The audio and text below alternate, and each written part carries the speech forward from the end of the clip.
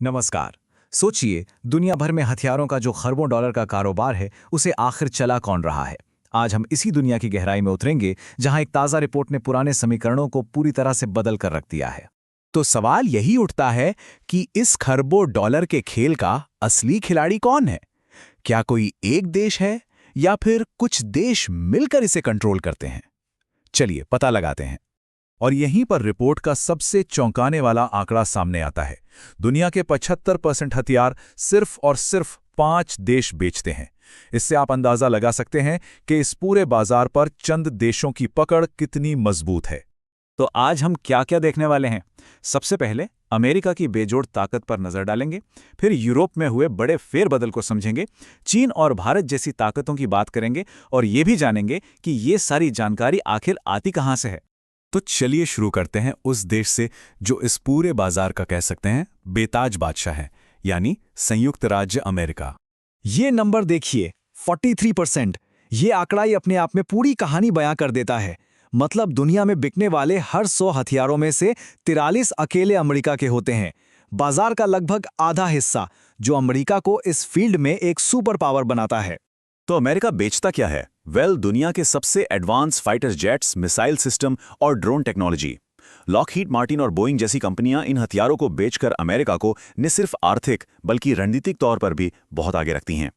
अब चलते हैं रिपोर्ट के उस हिस्से की तरफ जहां सबसे बड़ा उलटफेर हुआ है, और ये हुआ है यूरोप में।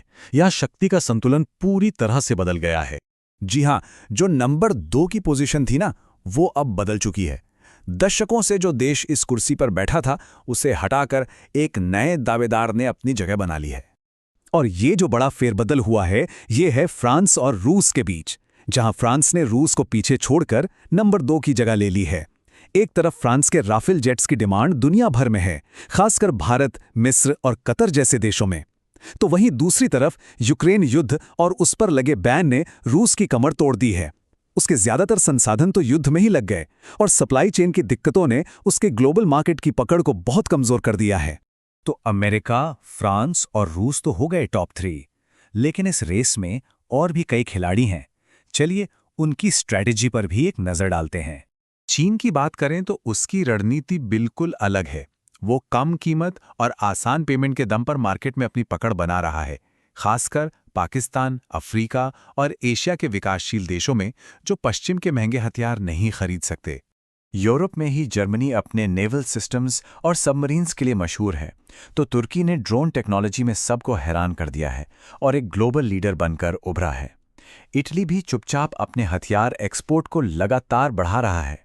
अब बात करते हैं भारत की, जिसकी कहानी में एक बहुत दिलचस्प मोड़ आया है। भारत, जो सालों से दुनिया के सबसे बड़े हथियार खरीदारों में से एक था, अब खुद एक बड़ा एक्सपोर्टर बनने की राह पर निकल पड़ा है।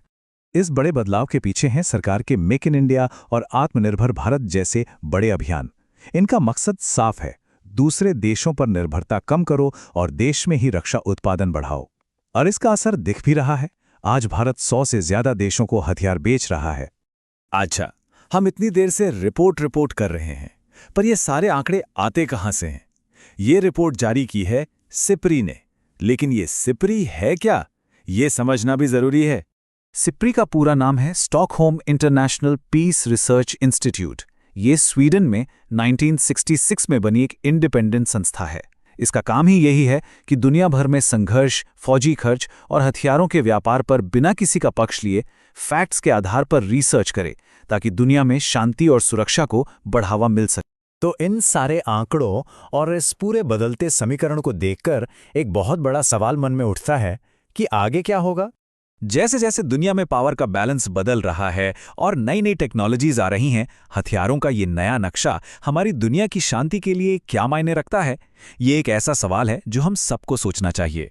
ऐसी ही जानकारी के लिए सब्सक्राइब कीजिए ऑल कैन स्टडी को। Thank you. चलिए नेक्स्ट वीडियो पर मिलते हैं।